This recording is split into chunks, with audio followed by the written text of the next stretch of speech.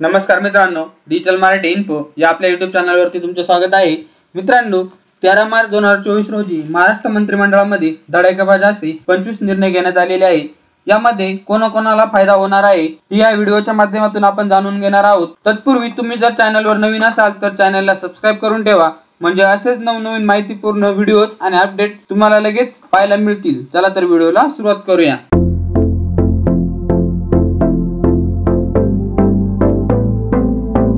तर मित्रांनो, तुम्ही पाहू शकता महत्त्वाचे असे काही निर्णय घेण्यात आलेले आहेत। एक निर्णय तुम्हाला सांगतो। हा जो पहिला निर्णय आहे तो महाराष्ट्र मंत्रिमंडळ निर्णय 13 मार्च 2024 रोजी घेण्यात आलेला आहे। मुंबईतील 8 रेल्वे स्थानकांची ब्रिटिशकालीन नावे बदलण्यात येणार आहे। यामध्ये करी रोड याचे नाव लालबाग रेल्वे स्थानक, मरीन लाईनचे नाव मुंबादेवी रेल्वे स्थानक, चर्नी रोडचे गिरगाव रेल्वे स्थानक, कॉटन ग्रीन काळा चौक रेल्वे स्थानक, हार्बर लाईन डोंगरी रेल्वे स्थानक, डाक यार्ड माझगाव रेल्वे स्थानक, किंग सर्कल्स तीर्थकर पार्श्वनाथ रेल्वे स्थानक असे करण्यात येणार आहे। दुसरा जो निर्णय आहे तो श्रीनगर जवळ महाराष्ट्र राज्य अतिथीगृह बांधणार यासाठी 2.5 एकर भूखंड घेण्यात येणार आहे। जम्मू काश्मीर येथे जाणाऱ्या पर्यटकांच्या सोयीस्कर, आरामदायी व माफक दरामध्ये निवासस्थानाची व्यवस्था होण्यासाठी अतिथीगृह बांधण्यात येणार आहे। तिसरा जो निर्णय आहे तो नवतंत्रज्ञानाचा समावेश असलेली मराठी भाषा धोरण जाहीर करण्यात येणार आहे। त्यानंतर पुढचा जो निर्णय आहे तो राष्ट्रीय आरोग्य अभियानातील कंत्राटी कर्मचाऱ्यांना शासकीय सेवेत सामावून घेण्याचा निर्णय घेण्यात आले।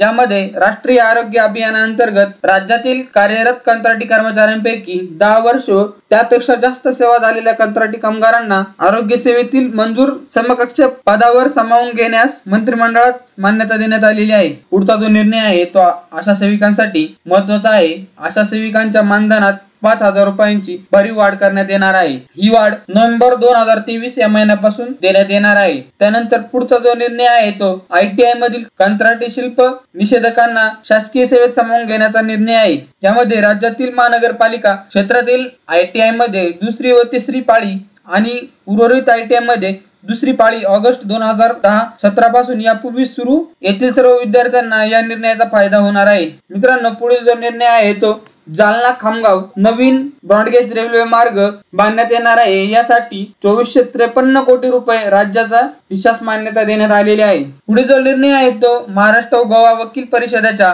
अकादमीसाठी कालव्यात शासकीय जमीन खरेदी करण्यात येणार आहे। या अकादमीसाठी 1.90 हेक्टर जमीन देण्यात येणार आहे। पुढचा जो निर्णय आहे तो पुणे जिल्ह्यातील वेल्हे तालुक्याचे नाव राजगड करण्यात मान्यता देण्यात आलेली आहे। या संदर्भात मंत्रिमंडळात निर्णय झालेला आहे। त्या पुढचा जो निर्णय आहे तो मुख्यमंत्री ग्राम सडक योजनेत 23,000 किलोमीटर रस्ते बांधण्यात येणार आहे। यामध्ये 2024-25 या वर्षात 10,000 किलोमीटर रस्ते बांधण्यात येणार आहेत। त्या पुढील जो निर्णय आहे तो मुंबई उपनगरातील वाहतुकीचा मार्ग आणखी मोकळा करण्यासाठी उत्तम ते विरार सागरी सेतू मार्ग बांधण्यास मान्यता देण्यात आलेली आहे। त्या पुढील जो निर्णय आहे तो शुभमंगल सामूहिक विवाह योजनेत अनुदानात वाढ करण्यात आली आहे। यामध्ये संस्थांना आता 25,000 रुपये अनुदान मिळणार आहे। त्या पुढचा जो निर्णय आहे तो पोलीस पाटलांच्या मानधनात भरीव वाढ करण्यात येणार आहे। त्यांना आता महिन्याला 15,000 रुपये मानधन देण्यात येणार आहे। त्या पुढील जो निर्णय आहे तो मंगळवेढा उपसा सिंचन योजनेस मान्यता देण्यात आलेली आहे। यामध्ये सोलापूर जिल्ह्यातील मंगळवेढा तालुक्यातील उपसा सिंचन योजनेस मान्यता देण्याचा निर्णय। या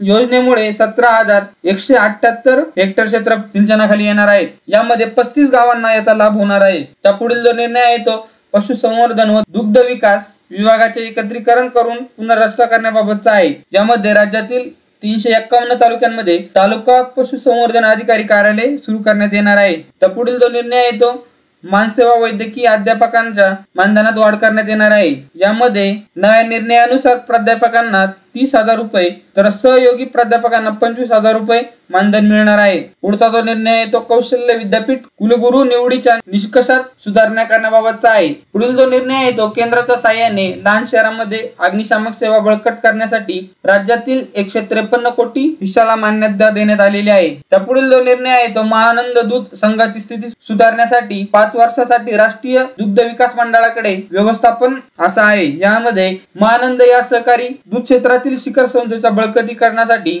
संस्थेचे व्यवस्थापन पुढील 5 वर्षासाठी राष्ट्रीय दुग्ध विकास मंडळाकडे सोपवण्याचे मंत्रिमंडळात मान्यता देण्यात आलेली आहे। यानंतर पुढचा जो निर्णय आहे तो मूर्तिजापूर येथील साठवण तलाव दुरुस्तीस मान्यता देण्यात आलेली आहे। यासाठी 14 कोटी 32 लाख रुपये खर्च करण्यात येणार आहे। त्या पुढील जो निर्णय आहे तो म्हसळ तालुक्यातील युनानी महाविद्यालय याच्यासाठी आहे। त्यानंतर पुढचा जो निर्णय आहे तो कोल्हापूर सांगली जिल्ह्यातील पूर नियंत्रणासाठी जागतिक बँकेकडून अर्थसहाय्य घेण्यात येणार आहे। यासाठी 2240 कोटी अर्थसहाय्य जागतिक बँकेकडून घेण्यात येणार आहे। त्या पुढील जो निर्णय आहे तो कृषी वाहिन्यांचे सौर ऊर्जीकरणासाठी AIIB बँकेकडून कर्ज घेण्यात येणार आहे। त्यानंतर पुढचा जो निर्णय आहे तो भोगवाटा मूल्य कमी करण्याबाबतचा आहे। यामध्ये राज्यातील सहकारी संस्थेचे भोगवाटादार वर्ग 2 पासून वर्ग 1 मध्ये रूपांतर करण्याकरता भोगवाटा मूल्याची रक्कम 15% वरून 10% करण्याचे मुख्यमंत्री एकनाथ शिंदे यांनी निर्देश दिलेले आहे। तर मित्रांनो, अशा प्रकारे शासनाच्या माध्यमातून महत्त्वाचे असे निर्णय घेण्यात आलेले आहे।